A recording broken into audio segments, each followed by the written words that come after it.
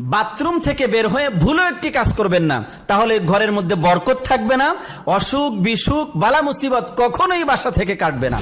আমরা এই ভুলটা প্রায় প্রত্যেকটা পরিবারেই করি, কারণ আমরা এখন আধুনিক হওয়ার কারণে আমাদের প্রত্যেকের বেডরুমের সাথে ড্রয়িং রুমের সাথে এক একটা করে টয়লেট বা বাথরুম রয়েছে। এই ভুলটি, টয়লেট আর বাথরুম ঘরের মধ্যে রাখাতে কোনো দোষ নেই, কিন্তু টয়লেট আর বাথরুম ব্যবহার করার ক্ষেত্রে একটি মাত্র ভুলের কারণে আমাদের সংসার থেকে বরকত উঠে গিয়েছে।